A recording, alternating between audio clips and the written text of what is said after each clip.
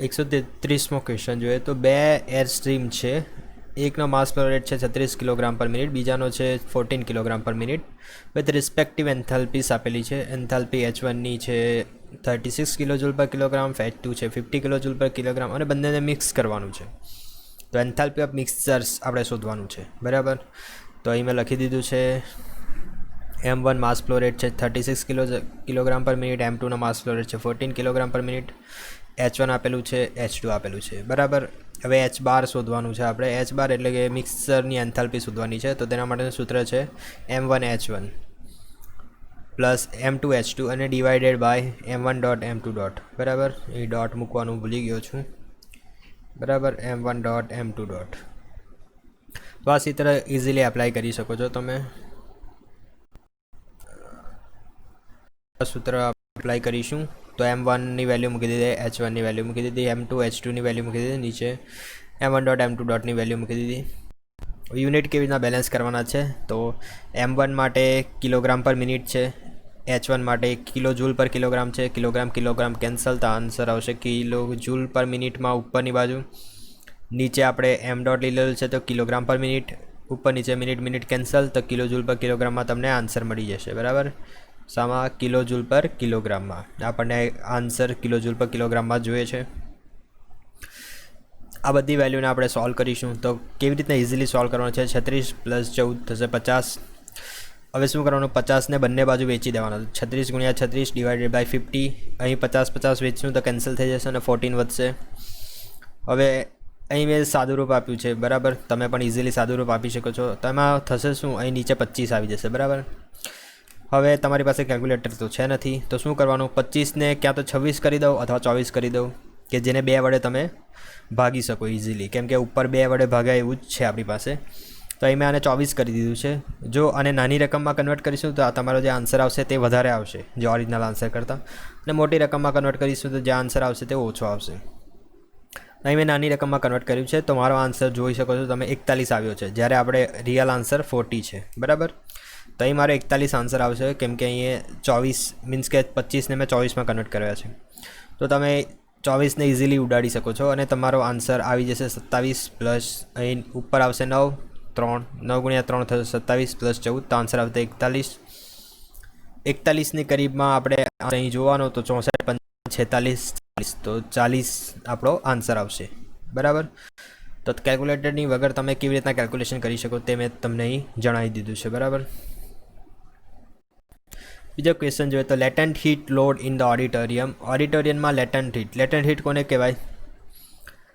તો બે પ્રકારની હીટ આવે, એક સેન્સિબલ અને બીજી લેટન્ટ. લેટન્ટ હીટ કોને કહેવાય? તો લેટન્ટ હીટમાં ટેમ્પરેચર ચેન્જ નહીં થાય, જ્યારે સેન્સિબલ વર્ડ પરથી તમે જાણી શકો છો કે સેન્સ થાય, ટેમ્પરેચર ચેન્જ થાય, તો તે જે હીટ છે તેને સેન્સિબલ હીટ કહેવાય, બરાબર. હવે જ્યારે પણ આપણે રેફ્રિજરેશન એર કન્ડિશનિંગની વાત કરીએ તો ત્યારે સેન્સિબલ હીટ લેટન્ટ હીટ બંને આવે છે, અને આ જે છે ટોટલ હીટ છે, બરાબર. તો સેન્સિબલ હીટ કે જેમાં ટેમ્પરેચર ચેન્જ થાય, તમે જે રેફ્રિજરેશન એર કન્ડિશનિંગનો આ જે સાયક્રોમેટ્રિક ચાર્ટ જોશો તો સાયક્રોમેટ્રિક ચાર્ટમાં અહીં જે છે તે ટેમ્પરેચર આપેલું હશે, બરાબર. તો તમારી સેન્સિબલ હીટ આ રીતે જ વેરી કરશે, કેમ કે સેન્સિબલ હીટમાં ટેમ્પરેચર ચેન્જ થાય છે.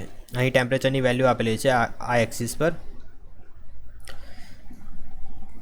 તો સેન્સિબલ હીટ તમારી આ રીતે જ વેરી થશે અને લેટન્ટ હીટ આ રીતે વેરી થશે, કેમ કે લેટન્ટ હીટમાં ટેમ્પરેચર ચેન્જ નહીં થાય, બરાબર. અને આ તમારી ટોટલ હીટ આવશે. તો અહીં તમને ઓડિટોરિયમમાં લેટન્ટ હીટ આપેલી છે 25% ઓફ સેન્સિબલ હીટ. તો લેટન્ટ હીટ કેટલી આપેલી છે? 25% ઓફ સેન્સિબલ હીટ. તો value of sensible heat factor તમારે શોધવાનું. સેન્સિબલ હીટ ફેક્ટરનું ઇક્વેશન છે, લેટન્ટ હીટ ફેક્ટર કીધું હોય તો તેના માટે ઉપર લેટન્ટ હીટ આવી જાય, નીચે ટોટલ હીટ. ટોટલ હીટ એટલે કે આ બંનેનો સરવાળો, બરાબર. સેન્સિબલ હીટમાં ઉપર સેન્સિબલ હીટ, નીચે બંનેનો સરવાળો. તો આ સૂત્રની અંદર સેન્સિબલ હીટ, નીચે બંનેનો સરવાળો. સેન્સિબલ હીટની વેલ્યુ આપણે આપેલી નથી, પરંતુ લેટન્ટ હીટ આપેલી છે 0.25 ઓફ સેન્સિબલ હીટ. તો આના પરથી તમે આ રીતના સાદુરૂપ આપી શકો છો. હવે શું થશે, 1/1.25. તો અહીં જે 100 છે તેને ઉપર લઈ લીધા, તો 100/125, અને 25 × 100, 25 × 50 125, તો 4/5 આવશે, બરાબર. હવે આને જ આપણે પર્સન્ટેજમાં શોધવાનું છે. અથવા તમે એમ પણ ઇઝીલી કરી શકો છો કે 5 8 40 એટલે 0.8 આન્સર આવશે, ડાયરેક્ટલી 0.8 આન્સર આવી જશે. અથવા ઉપર 100 મલ્ટીપ્લાય કરી દેશો તો પણ આવી જશે. ઇઝી જ છે કેલ્ક્યુલેશન. ઇન અ સાયક્રોમેટ્રિક ચાર્ટની વાત કરીએ તો what does the vertical downward line present? Vertical downward line જે છે તે શું પ્રેઝન્ટ કરે છે? સાયક્રોમેટ્રિક ચાર્ટ વિશે મેં તમને આગળ કીધું. આ પ્રકારનો આવે છે psychrometric chart. Vertical downward line એટલે જો વર્ટિકલ લાઇન હોય તો તે શું પ્રેઝન્ટ કરે છે? Sensible cooling process. તો ના, સેન્સિબલ કુલિંગ પ્રોસેસ આ રીતની હશે, બરાબર. અને આ રીતની સેન્સિબલ કુલિંગ પ્રોસેસ હશે, બરાબર. કેમ કે એમાં ટેમ્પરેચર ઘટે છે. આ ડાયરેક્શનમાં તમે જશો તો ટેમ્પરેચર વધશે, આ ડાયરેક્શનમાં તમે જશો તો ટેમ્પરેચર ઘટશે. સાયક્રોમેટ્રિક ચાર્ટની વાત કરીએ તો સેન્સિબલ કુલિંગમાં આ રીતની પ્રોસેસ હશે, બરાબર. Adiabatic saturation process. Saturation process એટલે એવી પ્રોસેસ કે જે પ્રોસેસની અંદર તમારું ટેમ્પરેચર ચેન્જ નહીં થાય. તો એડિયાબેટિક સેચ્યુરેશન પ્રોસેસ શાયદ આ રીતની વર્ટિકલ લાઇન્સ આવશે, બરાબર. બીજી જ પ્રોસેસ છે હ્યુમિડિફિકેશન પ્રોસેસ. હ્યુમિડિફિકેશનમાં શું છે? તમારી હ્યુમિડિટી જે છે, ઓકે, આ જે એડિયાબેટિક સેચ્યુરેશન પ્રોસેસ છે ને એ ઊભી લાઈન જ આવશે, બરાબર, ઊભી લાઈન. પરંતુ એડિયાબેટિક સેચ્યુરેશન પ્રોસેસ તો આ રીતે તમારી જે રિલેટિવ હ્યુમિડિટી છે તે ઉપરની ડાયરેક્શનમાં વધતી હશે. મીન્સ કે આ 100% રિલેટિવ હ્યુમિડિટીની લાઈન છે, ધારો કે 50% હ્યુમિડિટીની લાઈન. તો adiabatic saturation process vertical line જ આવશે, પરંતુ અપવાર્ડ આવશે, ડાઉનવાર્ડ નહીં, અપવાર્ડ આવશે. હ્યુમિડિફિકેશન પ્રોસેસ તો તેની લાઈન પણ જનરલી હ્યુમિડિફિકેશનની લાઈન પણ અપવાર્ડ તરફની હશે, ડાઉનવાર્ડ નહીં હશે. કેમ કે તમે મોઇશ્ચર કન્ટેન્ટ વધારી રહ્યા છો એટલે કે રિલેટિવ હ્યુમિડિટી તમારી વધશે. હવે ડિહ્યુમિડિફિકેશનની વાત કરીએ તો ડિહ્યુમિડિફિકેશન પ્રોસેસ જે છે તે તમારી ઓલવેઝ ડાઉનવાર્ડ જ આવશે, બરાબર. ડિહ્યુમિડિફિકેશન પ્રોસેસ જ એક એવી છે કે જે ડાઉનવાર્ડ આવશે, કેમ કે નીચે તરફના પ્રોસેસમાં જ તમારી રિલેટિવ હ્યુમિડિટી ઘટે છે. એટલે આન્સર ફક્ત આ જ આવશે. આ આન્સર નહીં આવે, આ પણ નહીં આવે, આ પણ નહીં આવે, ફક્ત આ આન્સર આવશે. મિલ્ક ચિલિંગ પ્લાન્ટની વાત કરીએ તો યુઝ્યુઅલ સેકન્ડરી રેફ્રિજરન્ટ. તમે જો પોતાની કોલેજ લાઈફમાં ડેરીની વિઝિટ લીધી હોય, સુમૂલ ડેરી, અમૂલ ડેરીની વિઝિટ લીધી હોય તો તેમાં મિલ્ક ચિલિંગ પ્લાન્ટ હોય છે. તો તેની અંદર સેકન્ડરી રેફ્રિજરન્ટ તરીકે કોને વાપરવામાં આવે? તો બ્રાઇનને જ વાપરવામાં આવે. પછી આઈસ પ્લાન્ટ હોય જ્યાં બરફ બને, બરાબર. તો આઈસ પ્લાન્ટની વિઝિટ લીધી હોય તો તેમાં પણ હશે તમારું સેકન્ડરી રેફ્રિજરન્ટ. પ્રાઇમરી ને સેકન્ડરી રેફ્રિજરન્ટ કોને કહેવાય? તો પ્રાઇમરી રેફ્રિજરન્ટ એ કે જે આ તમારી સાયકલમાં જે ફરતું હોય ને, આ કન્ડેન્સર, એવોપરેટર, આ તમારી જે સાયકલમાં ફરતું હોય તેને પ્રાઇમરી રેફ્રિજરન્ટ કહેવાય. હવે આ જે એવોપરેટરની લાઇન છે ને તેની અંદર બીજું એક રેફ્રિજરન્ટ ફરે. મીન્સ કે તમારા એવોપરેટરની અંદર ઠંડુ થવા માટે ધારો કે પાણી આવતું હોય અને આ પાણી આખા પ્લાન્ટની અંદર ઠંડક કરવા માટે ફરતું હોય તો જનરલી તે લોકો વાપરે છે વોટર પ્લસ NaCl. આ વોટર પ્લસ NaCl જે છે તેને કહેવાય બ્રાઇન. શું કહેવાય? બ્રાઇન. તો બ્રાઇનને કહેવાય સેકન્ડરી રેફ્રિજરન્ટ અને આની અંદર જનરલી ફરતું હોય. ઇન્ડસ્ટ્રીની વાત કરીએ તો NH3 એમોનિયા જ જનરલી ફરતું હોય છે બધી જગ્યાએ, કેમ કે એમોનિયા સસ્તું છે અને એની કુલિંગ ઇફેક્ટ પણ તેના વોલ્યુમની કેપેસિટીમાં વધારે સારી છે. એટલે જનરલી પ્રાઇમરી રેફ્રિજરન્ટ તરીકે એ લોકો એમોનિયા વાપરે અને સેકન્ડરી રેફ્રિજરન્ટ તરીકે વોટર પ્લસ NaCl એટલે કે બ્રાઇન વાપરે છે. Which of the non-dimensional number relates the thermal boundary layer and hydrodynamic boundary layer? નીચેનામાંથી કયો નોન ડાયમેન્શનલ નંબર છે કે જે થર્મલ બાઉન્ડ્રી અને હાઇડ્રોડાયનેમિક બાઉન્ડ્રી તે બંનેને એકબીજા સાથે રિલેટ કરે છે? તો ડેલ્ટા ટી, ડેલ્ટા એચ, બરાબર. આ યાદ રાખજો. અને આ જે આવશે પ્રેન્ટલ નંબર (1/3). આ ઇક્વેશન બહુ જ બધી વાર પૂછાયું છે, બરાબર. Delta T by delta H. Sorry, અહીં મારાથી ભૂલ થઈ ગઈ છે. અહીં ઉપર આવશે એચ અને નીચે આવશે ટી, બરાબર. Delta H by delta T. ઉપર જે આવે તે હાઇડ્રોડાયનેમિક બાઉન્ડ્રી લેયર થિકનેસ આવશે અને નીચે જે આવે એ થર્મલ બાઉન્ડ્રી લેયર થિકનેસ આવશે અને delta H by delta T is equal to Prandtl number raise to 1/3. બરાબર. હવે આને તો મેં તમને કીધું ને આગળ, આવી બધી વસ્તુઓ છે ને એક્ઝામમાં ભૂલ થઈ જ જાય કે ઉપર ડેલ્ટા ટી આવે કે નીચે ડેલ્ટા એચ આવે. તો આને યાદ રાખવા માટે તમારે બનાવવું જ પડે હીટ ટ્રાન્સફર યાદ રાખવાનું. શું? Heat transfer. હીટ ટ્રાન્સફર યાદ રાખશો તો ઉપર એચ આવશે અને નીચે ટી આવશે. બરાબર. અને અહીં બીજું પણ એવી ભૂલ થાય કે આ પ્રેન્ટલ નંબર રેઝ ટુ 1/3 આવે કે પ્રેન્ટલ નંબર રેઝ ટુ 3 આવે. તો ખાસ ધ્યાન રાખવાનું આ બધી વસ્તુ કે delta H by delta T is equal to Prandtl number raise to 1/3 જ આવે. આ બધા સૂત્રો લાસ્ટ ટાઈમે ઓલવેઝ જોઈ લેવા તમારે. અને ઇઝીલી યાદ રાખવું હોય તો મેં પેલું તમને નહીં કીધું ક્રિટિકલ રેડિયસ માટે ખમણ હાઉસ યાદ રાખો, તેવી રીતના delta H by delta T માટે હીટ ટ્રાન્સફર યાદ રાખો. તો આ બંને જે બાઉન્ડ્રી લેયર થિકનેસ છે તેને એકબીજાની સાથે કનેક્ટ કરે છે. તો તે નંબર કયો છે? પ્રેન્ટલ નંબર છે. In two stage gas turbine plant with intercooling and reheating. Gas turbine plant છે તેની અંદર ઇન્ટરકુલિંગ પણ કરવામાં આવે છે અને ફરીથી રીહીટિંગ પણ કરવામાં આવે છે. તો એનો મતલબ એમ છે કે તમારો વર્ક રેશિયો જે છે ઇન્ક્રીઝ થશે, પરંતુ થર્મલ એફિશિયન્સી જે છે એ ડિક્રીઝ થશે. શું થશે? ગેસ ટર્બાઇન પ્લાન્ટમાં જો ઇન્ટરકુલિંગ અને રીહીટિંગ તમે વાપરો તો તમારો વર્ક રેશિયો જે છે તે વધશે અને થર્મલ એફિશિયન્સી જે છે એ ઘટશે. in a two-stage gas turbine plant.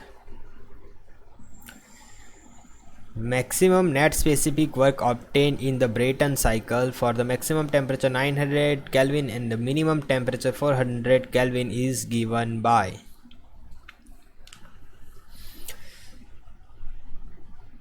તો આનો આપણે આન્સર જોઈએ તો જનરલી આ ક્વેશ્ચન્સ જે છે તેનો એક ડાયરેક્ટ ફોર્મ્યુલાથી આન્સર આવે છે. TC plus TA minus TA TC under root minus TATC upon under root TATC. તો આને તમે સોલ્વ કરશો તો આન્સર આવશે 100. જનરલી આ ટાઈપના ક્વેશ્ચન્સ થોડા વિચિત્ર હોય છે, જે છોડી દેવામાં જ આપણો ફાયદો છે. બરાબર. An open cycle pressure gas turbine uses a fuel of calorific value 40,000 kJ per kg with the air fuel ratio 80:1 and the develop a net output of 80 kJ per kilogram of air. The thermal efficiency of the cycle. Thermal efficiency તમને પૂછવામાં આવેલી છે. તો thermal efficiency માટેનું formula છે work output અપન ક્યુ input, એટલે કે જેટલી હીટ આપો અને તેની સામે તમને કેટલું વર્ક આઉટપુટ મળે.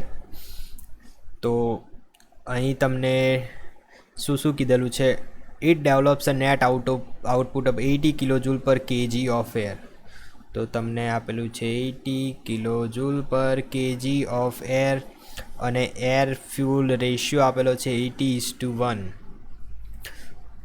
એર ફ્યુલ રેશિયો 80:1 એટલે કે 80 કિલોગ્રામ એર તમે પાસ કરો તો 1 કિલોગ્રામ તમને ફ્યુલ બળે. તો બરાબર. તો આપણે અહીં 80 એર જે છે તે 80 કિલોગ્રામ લઈ લઈએ છીએ. હીટ ઇનપુટ આપેલું છે કેલરીફિક વેલ્યુ હીટ ઇનપુટની 40,000 કિલો જૂલ પર કેજી. હવે અહીં 80 કિલોગ્રામ આપણે એર લીધેલી છે. બરાબર. તો તેની સામે ફ્યુલ કેટલું છે? 1 કિલોગ્રામ. તો અહીં 1 કિલોગ્રામ ફ્યુલ લખી દઈએ. બરાબર. તો આન્સર આવશે kilogram kilogram cancel, kilojoule cancel, kilogram kilogram cancel. બરાબર. તો 80 × 100 આપણે પર્સન્ટેજમાં પૂછેલું છે એટલે 100 લખી દીધું. 40,000 1 2 3 આ 3 ગયા, આ ગયા. તો 64/4 બરાબર. 4 × 4 ને 4 × 24 તો 16% આન્સર આવશે. બરાબર. The surface imperfection which separates crystal of different orientation in a polycrystalline aggregated is called. Surface imperfection છે અને એ ક્રિસ્ટલને સેપરેટ કરે છે ડિફરન્ટ ઓરિએન્ટેશનમાં પોલીક્રિસ્ટલાઇન એગ્રીગેટની અંદર, તો તેને કહેવાય છે ગ્રેન બાઉન્ડરી. આ જનરલી યાદ રાખવાનો ક્વેશ્ચન્સ છે, બરાબર. સરફેસ ઇમ્પરફેક્શન છે, ક્રિસ્ટલને સેપરેટ કરે છે ડિફરન્ટ ઓરિએન્ટેશનમાં. Polycrystalline aggregate is called the grain boundary. જો નહીં આવડતો હોય તો એ ક્વેશ્ચન છોડી દેવો, કેમ કે એ ક્વેશ્ચન્સમાં ગલતી થવાની સંભાવના છે. Out of which can not be removed from the structure of the material. મટીરિયલના સ્ટ્રક્ચરમાંથી શું તમે રિમૂવ નથી કરી શકતા? પોઈન્ટ ડિફેક્ટ રિમૂવ કરી શકો, લાઇન ડિફેક્ટ રિમૂવ કરી શકો, ગ્રેન બાઉન્ડરી એને પણ રિમૂવ કરી શકો છો, પરંતુ શું નથી રિમૂવ કરી શકતા? તો કે ડિસલોકેશન જે છે તેને આપણે રિમૂવ નથી કરી શકતા. At eutectic point 2 items are completely. Eutectic પોઈન્ટની વાત કરી છે. આયન કાર્બન ડાયાગ્રામ તમને ખબર હોવો જોઈએ. જનરલી આ રીતનો હોય છે આયન કાર્બન ડાયાગ્રામ, બરાબર. તો તેમાં એક જ મિનિટ, અહીંથી અહીં આવે છે, પછી અહીંથી ઉપર જાય છે, આ રીતનો હોય છે જનરલી, બરાબર. અહીંથી ઉપર જાય છે, તો આ રીતનો કંઈક આયન કાર્બન ડાયાગ્રામ હોય છે. આ જે પોઈન્ટ છે તેને કહેવાય છે યુટેક્ટિક પોઈન્ટ. યુટેક્ટિક પોઈન્ટ કેટલા પર્સન્ટેજ કાર્બન પર હોય છે? તો યુટેક્ટિક પોઈન્ટના પર્સન્ટેજ આપણે કાર્બન જોઈએ તો જનરલી 2.3% કાર્બન પર હોય છે, બરાબર. આ જે પોઈન્ટ છે તેને કહેવાય યુટેક્ટોઇડ પોઈન્ટ છે. યુટેક્ટોઇડ પોઈન્ટ એ 0.8% કાર્બન પર હોય છે, બરાબર. અને આ 2.3 પર નથી હોતું, 4.3% કાર્બન પર હોય છે, બરાબર. અને આ જે પોઈન્ટ છે એ 2% કાર્બન પર હોય છે. તો હવે આપણને શું કીધું છે? At eutectic point 2 items are completely okay.